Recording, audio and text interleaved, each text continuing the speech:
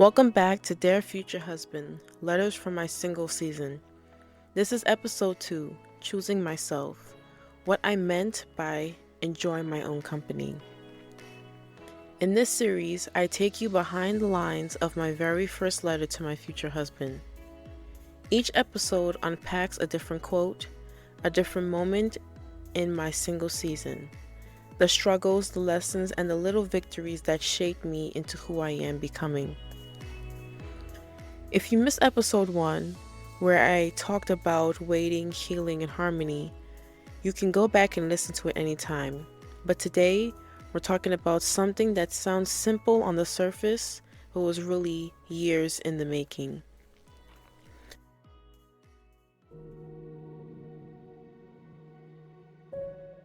I am learning to be okay by myself and enjoying my own company. Easier said than done, right?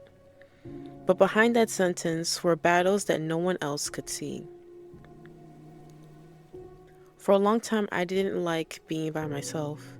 And it wasn't because I didn't love who I was. It was because I confused being alone with being lonely. And here's what I discovered. Alone is just a physical state. You're by yourself. It can be peaceful, intentional, even healing. Lonely is emotional. It's that disconnection, that ache that says no one sees me and no one cares. I've always been an introvert, so I genuinely love solitude. I love the quiet of home, the stillness where I can think, write, and just breathe. But back then, I didn't have many close friends.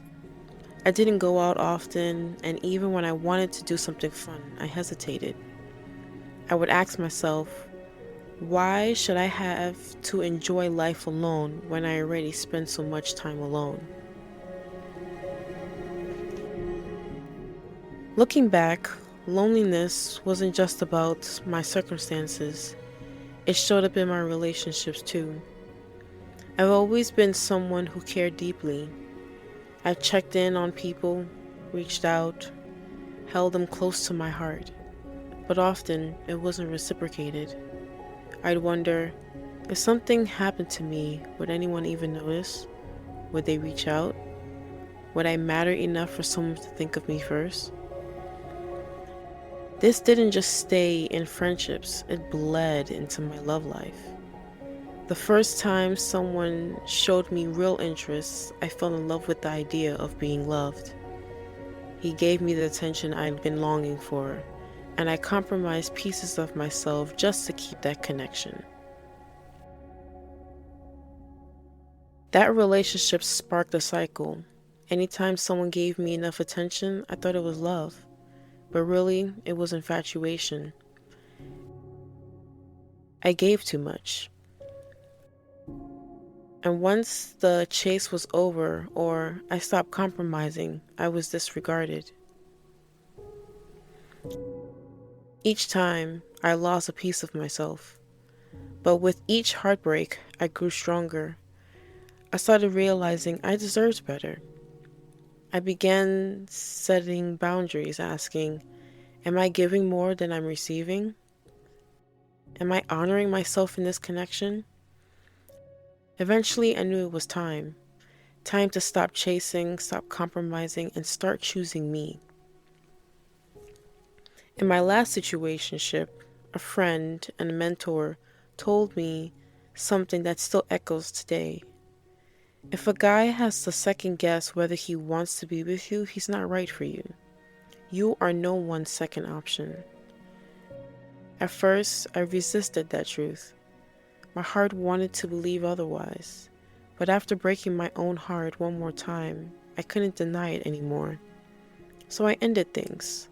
I set firm boundaries, and I prayed. I prayed prayers I'd never dared to pray before. God, am I even meant to be married? And if not, help me to accept that and still live fully. Other times, I prayed, Lord, I know you've placed this desire in my heart, but I trust you with it, and I'll wait on your timing.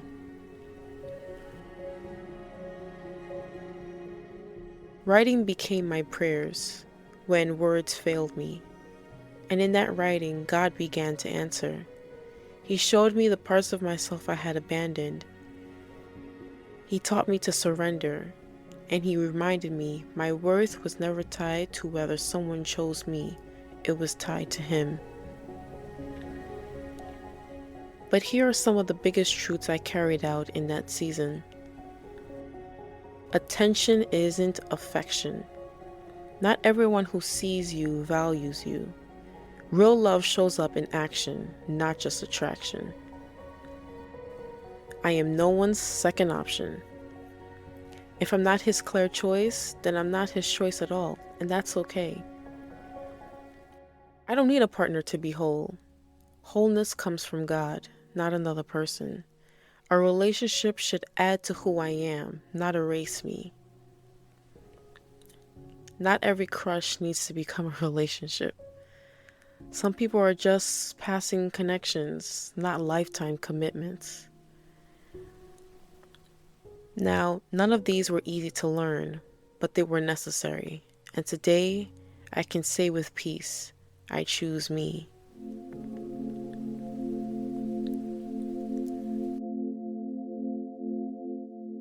I want to leave you with this reflection. In what ways have you confused attention with affection or love with validation? And what would it look like for you to choose yourself, fully, kindly, and without compromise?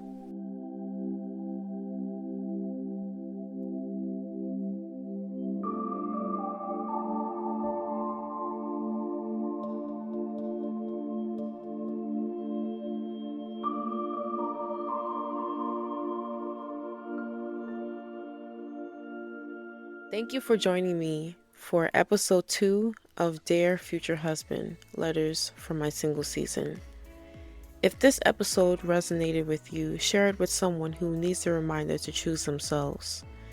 And don't forget to subscribe so you don't miss episode 3, where I'll unpack the next line of my letter. And until then, remember, healing is a process. Choosing yourself is a victory, and the right love will find you in God's timing.